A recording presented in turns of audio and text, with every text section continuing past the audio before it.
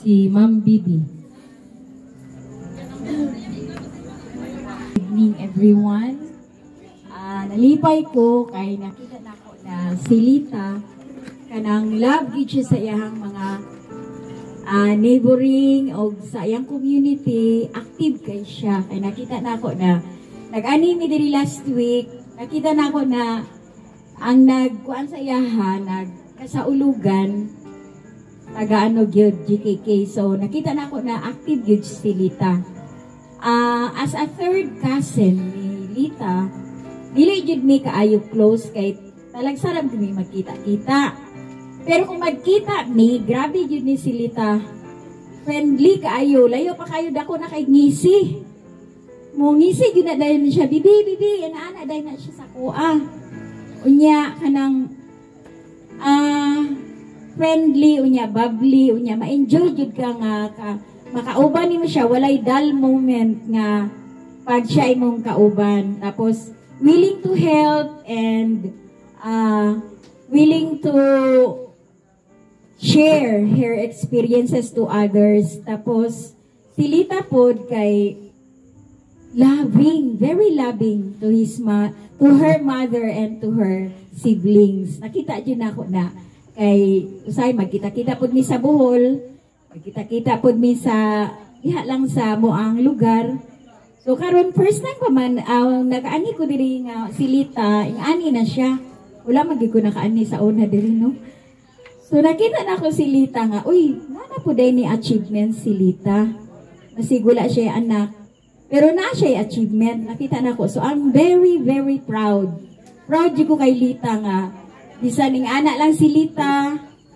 Pero ang iyang achievement, dako kaayo sa iyahang family, sa iyahang community, especially sa inyong JKK. Close kaayo ang iyang mga neighboring areas. Salamat kaayo sa inyong tanan ug maulang na. Salamat pud ko sa iyang mga igsuon kay si Tina, supportive kaayo. Kani gyud si Tina ang kuan kay pag naay mga event, andam kay ni si Tina manawag dayon ni siya sa moa, pero kami lang kay usahay busy ang life. So dili maka-join. Pero always nalami sa kilid-kilid na always ready to share pod. Salamat kaayo sa inyong tanan, mga kasilinganan, mga kahigalaan ug mga ka-GKK ni Lita ug siya pa gyud ang TPB. Salamat kaayo, daghang salamat. Salamat Ma'am Bibi. O karon gikan sa iyahang mga kuan, bayaw si Sir Fortunato. Sir. Pwede ko. Mayroong gabi sa tanan. Labi na sa mga kaparintihan na to, mga silingan. Na very active sa community. Ang ako lang masulti si Lita, kapit nila magkasabay.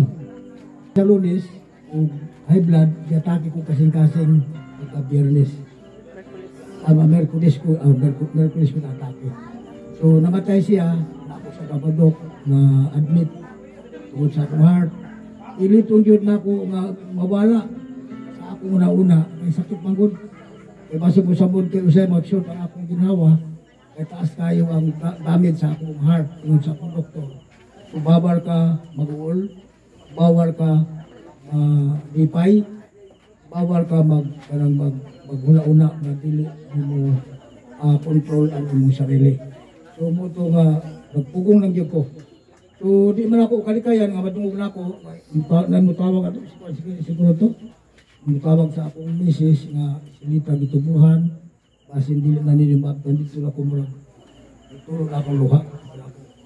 Delikado yun silita nila. Basta pag ang doktor nga tubuhan, muna last recourse sa doktor nga pagay mo, nga makasurvive ang pasyente. So after 30 minutes, tawag na po nga, wala na yung sinita. So mo ito nga, dili man ko, bawal man ko mubakod, bawal ko mato sa CR, diyan ko sa kama dapat, yung bakod ko. Kaya na ako pwede nga ipakita, nga nagtulong ako luha sa akong misis. Kaya pasien po, mag-worry sila.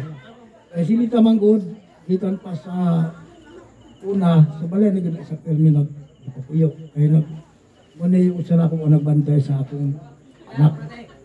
So muna, dito na siya sa kumisis kanina, nagipamalayang birthday, nagkakasal sa Isayar Matina. So muna siya ang di na ako kalimtan sa iya. Niya sinita muna kusog mag-inisip, labi na sa mga contribution about kay nanay, apti ka na sa mga volunteer.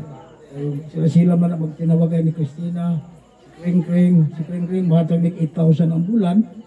Christina, wako kabalog pilagi hatag ko, parang tabang nagpunig na mga nagpag-abot sa mga kambal, o sa mga pagkaon, o sa mga kuryente ni nanay. Pero karon wala na, para wala na una-una ang amo nanay, si Kring na ako ng anak ko nag-shoulder sa tanang mga gastuson sa kuryente o tubig, ay kamayram lang, buo raman. So muna akong